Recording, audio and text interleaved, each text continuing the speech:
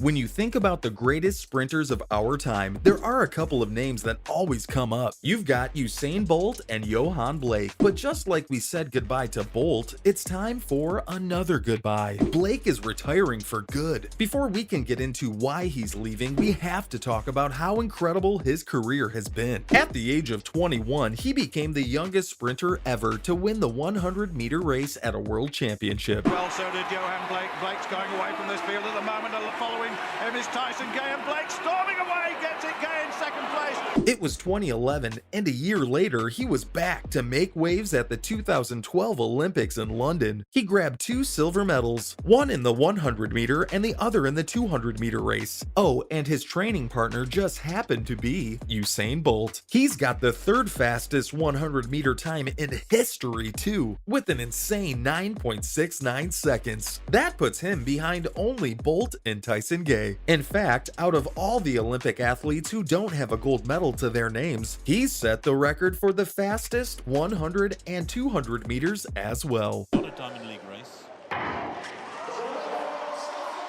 Where they go. Blake looking very strong indeed in the dark blue at the moment. Mike Rogers trying to go with him with a headband. The Jamaican might not have his own gold, but he's not a stranger to the top of the Olympics podium. He's won gold with the Jamaican relay team twice, both in London and at Rio in 2016. Now, he's opened up about how Paris 2024 will be his last dance. Got famous with Maurice Green as a great sprint coach, but the beast himself.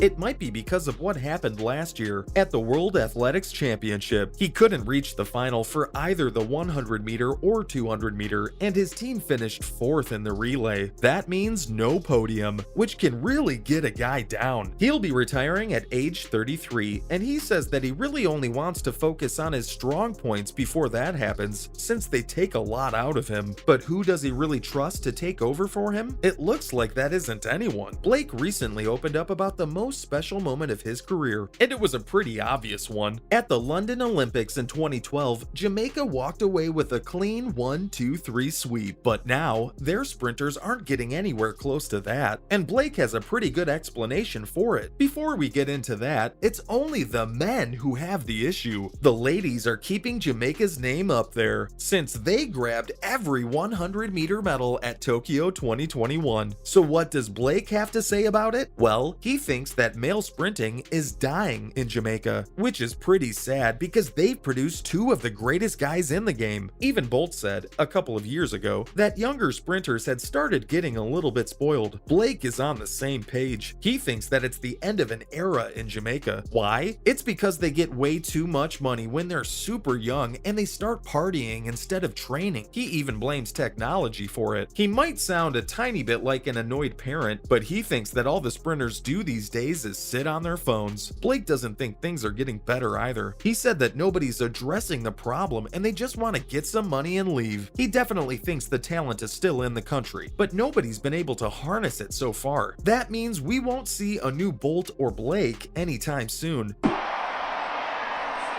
That is unbelievable, and a national record for the United States.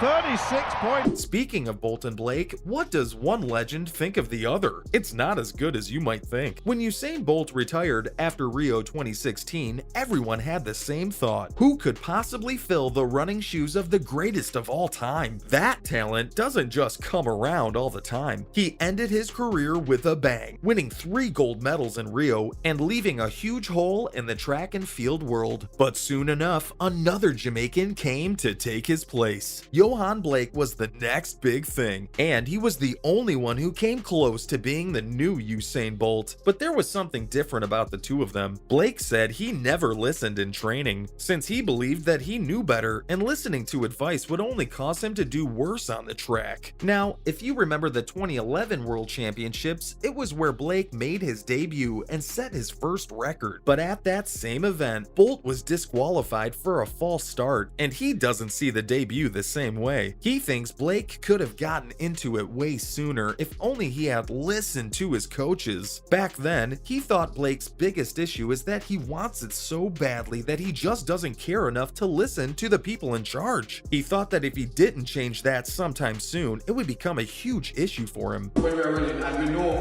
what to use, And when I'm working up with others, I don't use any music. Now, we're not sure if he ever made those changes, but there's always the possibility that he could have been even better than Bolt if he had. But Blake isn't going to leave without a bang. Here's what he's doing before Paris 2024. Just because his retirement is confirmed for now doesn't mean Blake is ready to hang up those running shoes right away. He's still making some pretty big waves in the sprinting world. The latest of those waves happens to be the Mumbai Marathon 2023 in India, where he's been picked to be the international event ambassador. Naturally, when you've set those kinds of records, your name does come up first in everything. The marathon is among the top 10 in the world, with a crazy prize adding up to around $400,000. As an ambassador, Blake is hoping he'll be able to inspire a new generation of younger athletes. The star said he's super excited to be part of something that puts runners in India on the map, and he can't wait to visit Mumbai either.